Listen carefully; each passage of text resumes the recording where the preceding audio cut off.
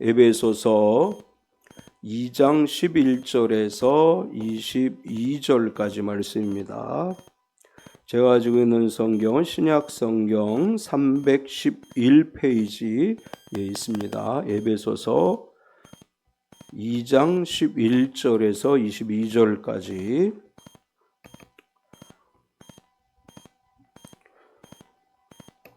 우리 같이 천천히 합독하겠습니다. 그러므로 생각하라. 너희는 그때에 육체로는 이방인이요 손으로 육체에 행한 할례를 받은 무리라 칭하는 자들로부터 할례를 받지 않은 무리라 칭함을 받는 자들이라. 그때에 너희는 그리스도 밖에 있었고 이스라엘 나라 밖에 사람이라.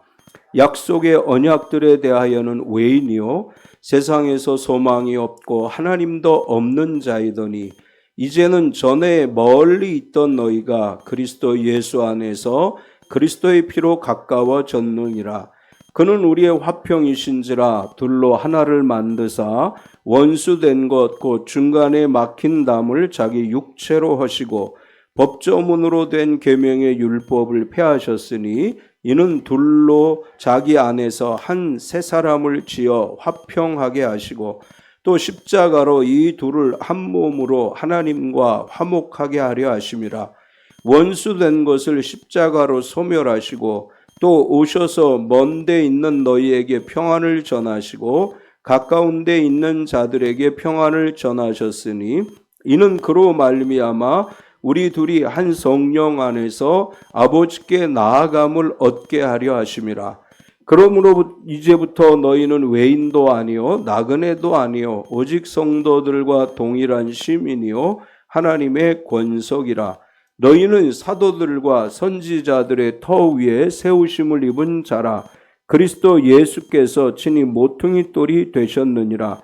그의 안에서 건물마다 서로 연결하여 주 안에서 성전이 되어가고 너희도 성령 안에서 하나님이 거하실 초소가 되기 위하여 그리스도 예수 안에서 함께 지어져 가느니라. 아멘. 우리 나의 힘이 되신 여호와의 찬양하시고 말씀 나누겠습니다.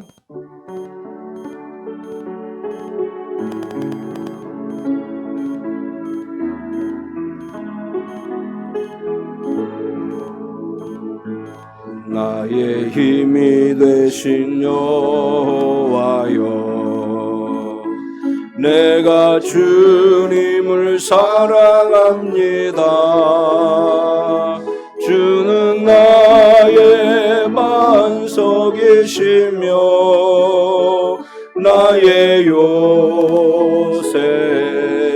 요새시라. 주는 나를 건지시는 나의 주 나의 하나님 나의 피할 바위시요 나의 방패시라. 나의 하나님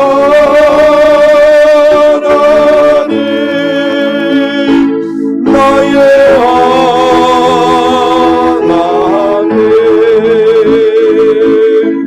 구원의 뿌리시요 나의 선소리라. 나의 하나님 나의 하나님 주는 나의 여호와 나의 구세주 나의 생명이신 여호와여 내가 주님을 찬양합니다.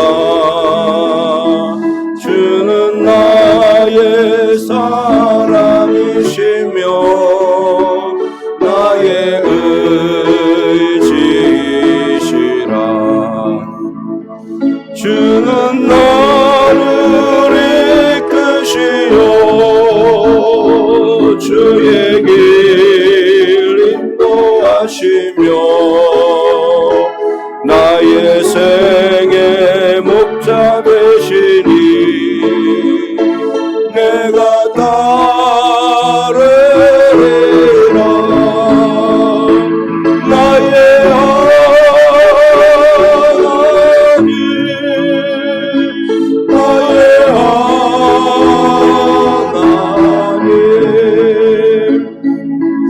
생명의 면류관으로 내게 쉬어소서.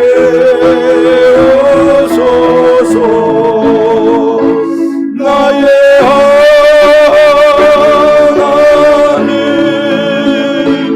나의 하나님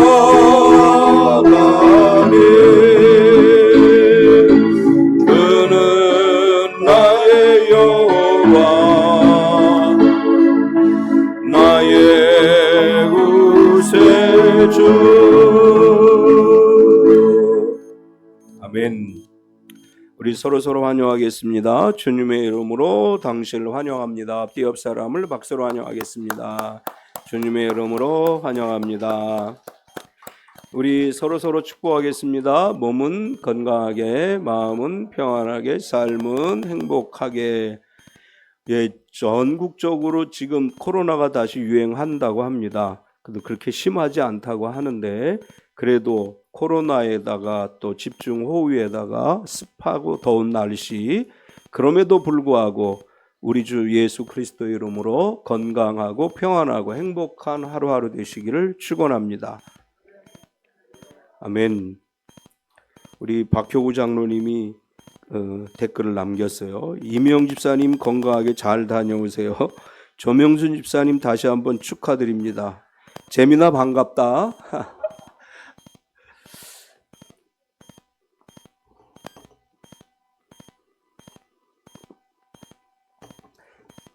사회동포주의라고 하는 개념이 있습니다. 이 사회동포주의라고 하는 개념의 뜻이 뭐냐면 모든 사람은 형제라는 뜻으로서 보편적 인류애와 동포애를 강조하는 개념입니다. 이 개념은 국적과 인종과 종교와 성별 등 어떤 차별도 없이 모든 인간은 평등하고 서로를 도우며 살아가야 한다는 사상을 담고 있는 사상이 사회동포주의라고 하는 것입니다.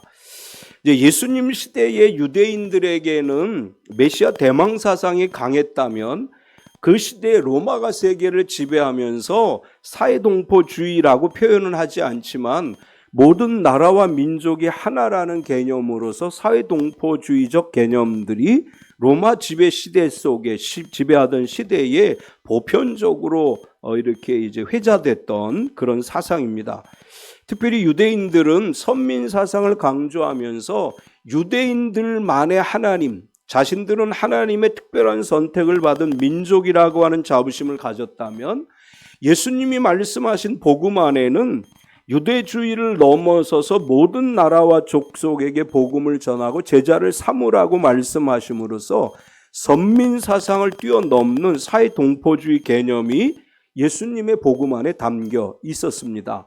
예수님께서 말씀하시려고 하는 것은 모든 사람들을 하나님이 사랑하신다고 하는 것이고 그리스도 안에서 나라와 국경과 민족이 없이 모두가 다 한 나라와 한 민족 안에서 모두가 다 하나라는 그런 개념들이 예수님의 복음 안에 담겨 있었습니다. 오늘 시대를 글로벌 시대라고 얘기하지만 여전히 나라와 민족 간의 갈등이 존재하고 있고 강대국들은 자신들의 이익을 더 강력하게 추구하는 현상을 보이고 있습니다.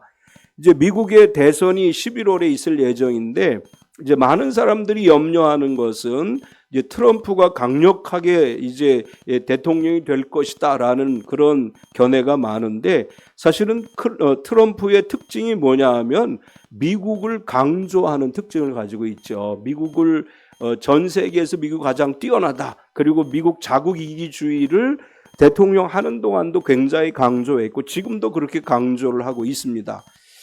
예수님의 가르침에는 사회동포주의적 요소가 강하게 담겨 있다면 기독교인들은 오히려 집단 이기주의적인 모습을 보이는 경향이 있습니다. 바울 사도는 에베소 교회에게 편지를 보내면서 이렇게 얘기합니다. 전에는 너희가 이방인이었지만 그리스도 안에서 너희와 우리가 하나가 되었다. 이렇게 말을 해요. 유대주의자들의 입장에서 보면 이방인들은 자신들과 하나가 될 수 없어요.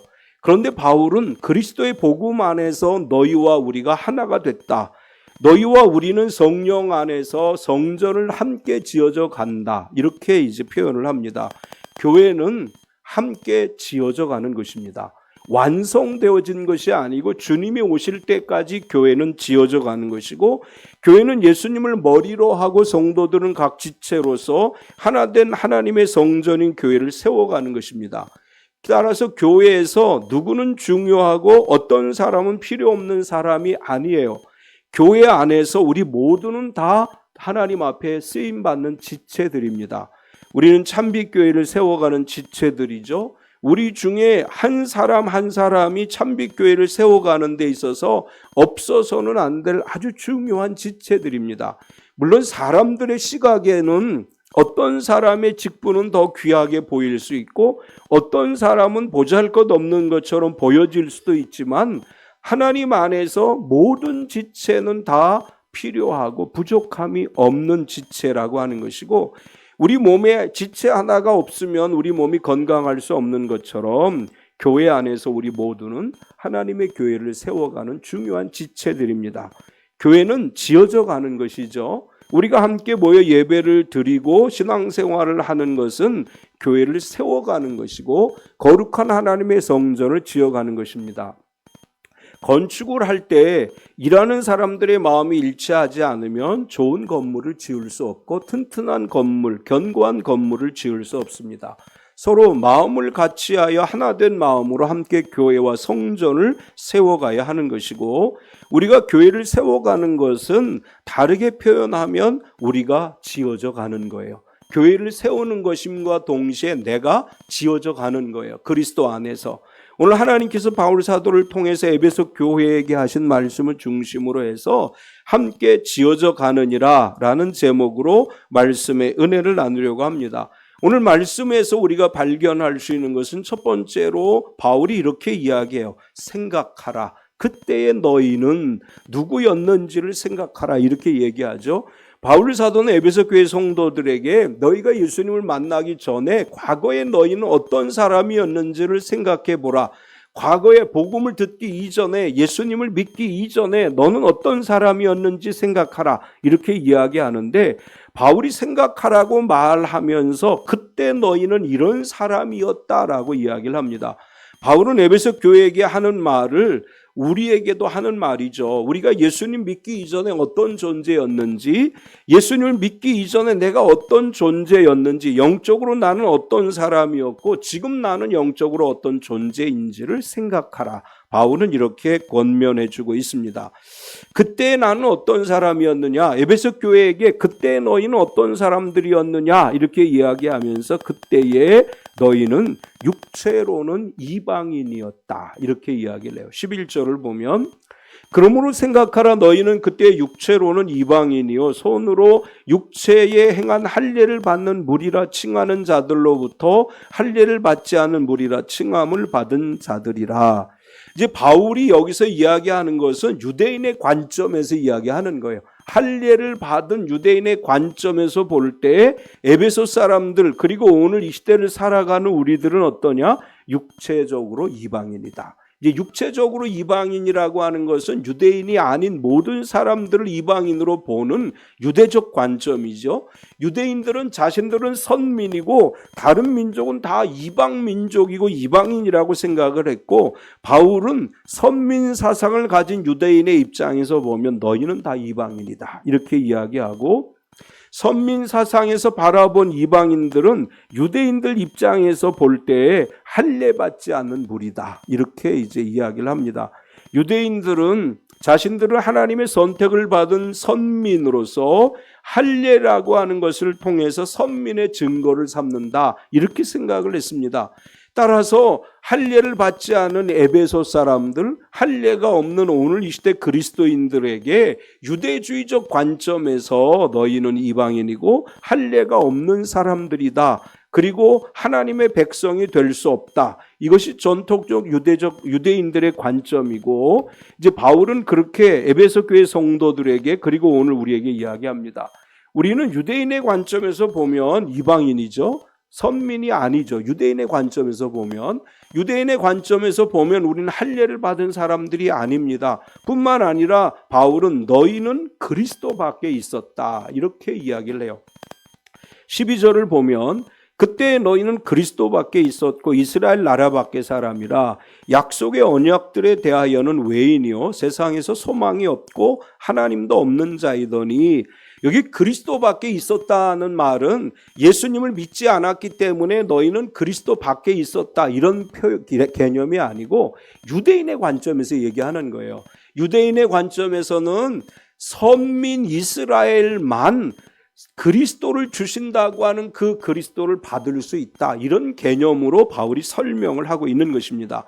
이제 유대인들은 이렇게 생각하죠. 우리는 하나님의 선민이야. 하나님께서 우리에게 언약을 주셨어. 이건 우리에게 주신 것이지 이방인들에게 주신 것이 아니야. 그리고 그 언약 속에는 뭐가 들어가느냐 하면 그리스도에 대한 언약이 들어가요. 그리스도는 우리를 위해서 오시는 것이야. 그래서 바울은 유대인의 관점에서 보면 너희는 그리스도 밖에 있는 사람들이다. 언약의 관점에서 보면 이것은 유대인을 위한 언약이라고 믿기 때문에 그리스도 밖에 너희는 있는 것이고, 또 뭐라고 표현했느냐 하면 약속의 언약들에 대하여는 외인이다. 이제 여기 외인이라고 하는 말은 관련이 없다, 그런 뜻이에요. 약속의 언약에 대해서 너희는 관련이 없는 사람이다. 약속의 언약 밖에 있는 사람들이다.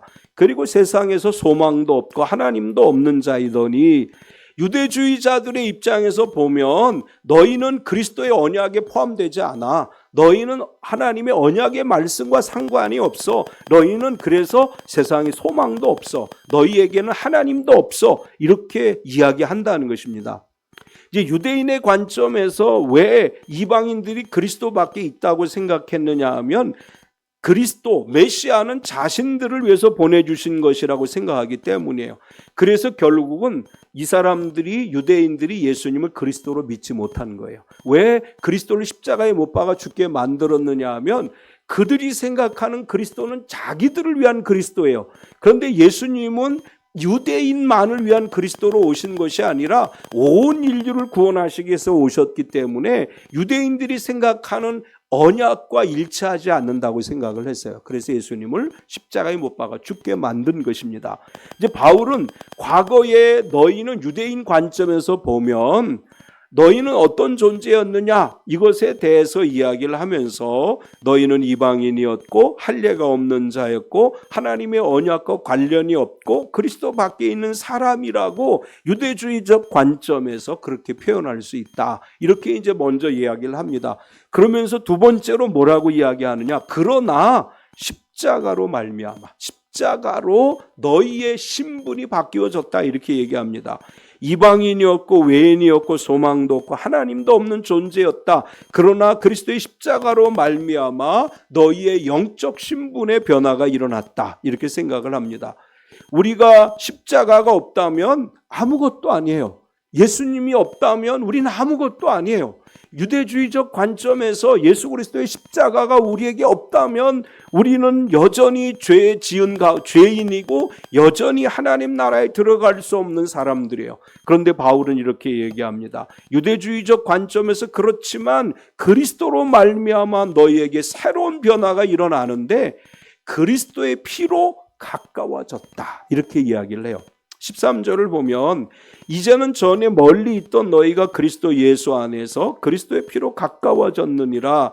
바울은 그리스도가 오셔서 우리를 위해 십자가에서 피 흘려 주심으로 인해서 그리스도의 십자가의 피가 멀리 있던 우리들을 가까이 있는 자가 되게 했다, 이렇게 이제 말씀을 해요. 하나님께 우리는 멀리 있던 사람들이죠. 예수님 믿기 이전에 하나님과 우리는 아주 먼 관계예요. 가까이 할 수 없는 관계예요. 예수님을 알기 이전에 우리가 하나님으로부터 얼마나 멀어져 있는 사람들입니까? 유대인들은 선민 사상의 입각에서 태어나면서부터 우리는 하나님의 백성이다, 이런 자부심을 가지고 살았지만 이방인들에게 있어서 하나님은 멀리 있는 분이에요. 그런데 예수님의 십자가로 말미암아, 예수님이 십자가에 달려 돌아가시고 십자가의 피를 흘리심으로 말미암아 우리가 가까운 관계가 됐다. 하나님께 가까이 나아갈 수 있는 관계가 됐다. 그리스도의 보혈이 없으면 우리는 하나님께 나아갈 수 없습니다. 그리스도의 보혈이 없으면 우리는 하나님의 자녀가 될 수 없고 하나님의 백성이 될 수 없습니다. 그래서 바울은 이야기하는 거예요. 그리스도의 피로 가까워지게 했다. 그리스도의 피로 하나님의 자녀가 되게 하셨다. 그리스도의 피로 하나님의 백성이 되게 하셨다. 우리가 하나님의 멀리 있던 존재였지만 그리스도의 보혈로 말미암아 가까워졌다고 말하면서 그리스도는 우리의 화평이시다. 이렇게 이야기를 해요. 14절에서 16절까지를 보면 그는 우리의 화평이신지라 둘로 하나를 만드사 원수된 것 곧 중간에 막힌 담을 자기 육체로 하시고 법조문으로 된 계명의 율법을 폐하셨으니 이는 이 둘로 자기 안에서 한 세 사람을 지어 화평하게 하시고 또 십자가로 이 둘을 한 몸으로 하나님과 화목하게 하려 하심이라. 원수된 것을 십자가로 소멸하시고, 예수님이 십자가를 지신 것을 이렇게 바울은 표현했어요. 가까워질 수 없는 하나님과 우리와 사이에 있던 담을 헐어버리신 것이다. 예수님이 십자가를 지심으로 말미암아 하나님께로 나아갈 수 없던 우리들과 하나님과의 관계에 막혀져 있는 담을 헐어버렸기 때문에 이제는 하나님께 나아갈 수 있다. 하나님께 나아가는데 막혀있던 담은 뭐예요? 죄죠. 죄라고 하는 것이 담이 돼서 하나님과 우리를 가로막고 있었어요. 예수 그리스도가 십자가에 피 흘려 돌아가시면서 다 이루었다 말씀하실 때 우리의 죄 문제가 해결되어졌고 우리를 가로막고 있던 죄의 담이 무너졌습니다. 따라서 바울은 이렇게 얘기해요. 예수님께서 자기 육체로 담을 헐어버리셨다. 하나님께 나아갈 수 있는 죄의 담을 헐어버려서 이제 우리가 예수 그리스도를 나의 구세주로 믿고 나의 죄를 자복하면 그는 미쁘고 의로우사 우리의 죄를 기억도 아니하시고 하나님께 나아갈 수 있게 하셨다. 이렇게 말씀을 합니다. 또 바울은 이렇게 얘기를 해요. 하나님과 우리와의 관계에서 가로막혀 있던 것이 뭐냐 하면 법조문, 율법과 계명이라고 하는 법조문이다. 이제 이게 무슨 얘기냐 하면 유대인들이 생각할 때 계명과 율법은 하나님께 나아가는 길이라고 생각을 했습니다. 그런데 이제 이방인이었던 우리들은 율법과 계명을 따라 사는 것이 아니고 예수 그리스도를 믿는 믿음으로 사는 것인데, 예수님이 십자가에서 피를 흘리심으로 율법과 계명과 법조문을 폐하시고 이제는 믿음으로 하나님께 나아갈 수 있는 길을 열어주셨다. 이런 의미예요. 이전까지는 율법과 계명에 따라서 하나님께 나아갈 수 있다고 유대인이 믿었는데 예수님이 십자가를 짊어지심으로 말미암아 이제는 율법과 계명이 아닌 복음과 믿음으로 하나님께 나아갈 길을 열어주신 것이다. 우리가 사도행전을 읽어보면 이제 베드로 사도가 이제 복음을 전하죠. 이방인들에게 복음을 전하고 바울 사도가 이방인들에게 복음을 전해요. 이제 이때 어떤 문제가 발생하느냐 하면 유대주의 그리스도인들이 이방인들도 할례를 행하고 율법을 지키라고 해야 된다라고 강조를 하죠. 이제 이 문제를 가지고 예루살렘에서 이제 총회가 열려요. 예루살렘 총회에서 어떤 결정을 내렸느냐 하면 이방인들에게 할례와 율법을 지키라고 강요하지 말자. 이것은 아주 결정적인 변화가 일어난 거예요. 이전까지는 율법과 계명이 굉장히 중요하다고 생각했지만 이제 예루살렘 공회는 결정적으로 이렇게 결정을 해요. 예수 그리스도의 십자가로 말미암아 법조문이라고 얘기할 수 있는 계명과 율법은 폐하셨기에 더 이상 할례와 율법을 강조하지 말고 그리스도의 보혈로 구원받았음을 이야기하라. 그래서 이제 변화가 일어나는 거예요. 오늘 바울이 그렇게 이야기를 해요. 예수 그리스도께서 하나님께 나아갈 수 있는 담 가운데 하나였던 계명과 율법을 폐하셨어요. 그래서 우리가 율법과 계명으로 구원받는 것이 아니고 믿음으로 구원받는 것이고 예수 그리스도의 보혈로 주님께 나아갈 수 있게 된 것입니다. 또 바울은 이런 표현을 하고 있는 거예요. 유대인과 이방인의 담을 헐어버리셨다. 이전까지는 율법과 계명이라고 하는 것은 하나님께 나아가는데 담이 될 뿐 아니라 이방인 그리스도인들과 유대 그리스도인들의 담을 만들어 놓았던 것입니다. 그런데 이제 그리스도께서 우리와 유대인이 하나 되는데 담이 됐던 모든 것들을 다 헐어버리셨고, 이제는 하나님과 우리가 화평의 관계가 됐고, 이방 기독교인들과 유대주의 기독교인이 하나가 되는 역사가 일어났다, 이렇게 설명하고 있는 것입니다.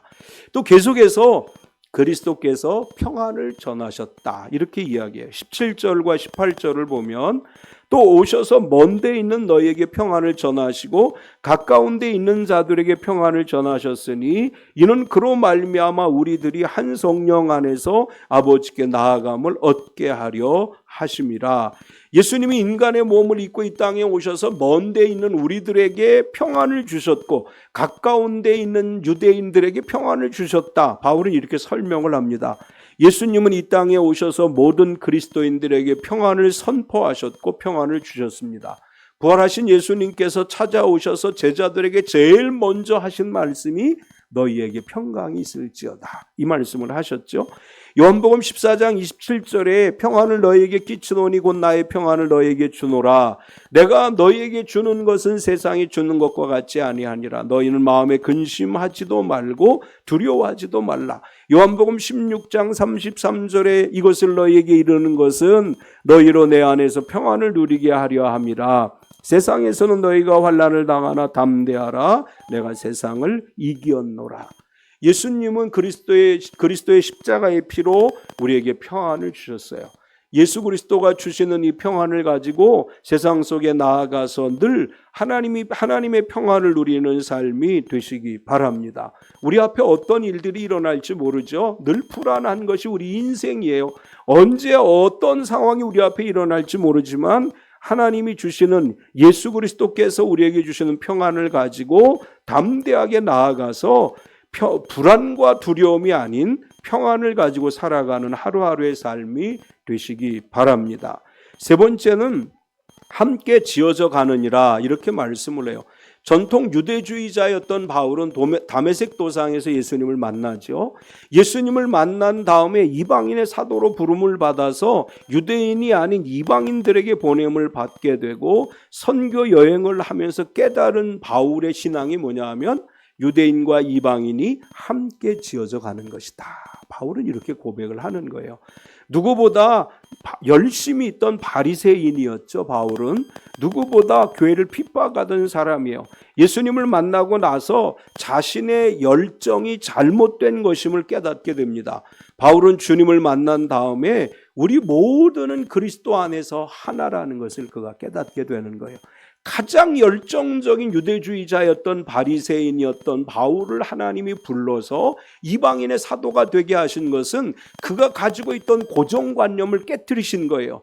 유대인만의 하나님이 아니고 모든 나라와 민족을 하나님이 다 품어주시고 사랑하시는 분이시다라는 것을 바울로 하여금 전하게 만드셨던 것입니다. 바울이 우리는 함께 지어져 간다 이렇게 말하면서 그 함께 지어져 간다는 개념 안에 이런 표현을 해요. 우리는 동일한 시민이다. 19절을 보면 그러므로 이제부터 너희는 외인도 아니요 나그네도 아니요 오직 성도들과 동일한 시민이요 하나님의 권석이라. 바울은 에베소 교회 성도들에게 그리고 오늘 이 시대를 살아가는 우리들에게 말합니다. 여러분 이방인이 아닙니다. 하나님의 자녀입니다. 여러분 하나님과 멀리 떨어져 있는 사람들이 아닙니다. 여러분 하나님의 백성입니다. 바울은 이렇게 우리에게 이야기를 해줘요. 너희는 유대인이 아니기 때문에 이방인이 아니고 이제는 유대인이 아니기 때문에 이방인이라고 말하는 그 개념에서 깨트려져서 유대인이나 이방인이나 모두 하나님 나라의 성도이고 하나님 나라의 시민이고 하나님 나라의 권속이 되었다. 이렇게 말합니다. 이제 이 구절을 현대어 성경으로 보면 이렇게 번역을 했습니다. 이제 여러분은 하나님 보시기에 더는 낯선 나그네도 이방인도 아닙니다. 여러분은 하나님의 가족이며 하나님 나라의 백성입니다. 다른 그리스도인들과 함께 하나님의 집안을 이루고 있는 것입니다. 이렇게 번역을 했습니다. 유대인만이 아니라 모든 그리스도인들은 이제 다 동일한 하나님 나라의 시민이에요. 우리는 모두 하나님 나라의 시민이 됐고 하나님 나라의 자녀가 됐습니다. 우리가 이 개념은 교회 밖에 있는 사람들에게도 이런 마음을 가지고 다가가야 돼요. 교회 밖에 있는 사람들은 지옥 갈 저주받은 인생들이라고 말하지 말고 하나님이 그들도 사랑하시고 그들에게도 예수를 믿을 기회를 주신다고 우리가 믿어야 돼요.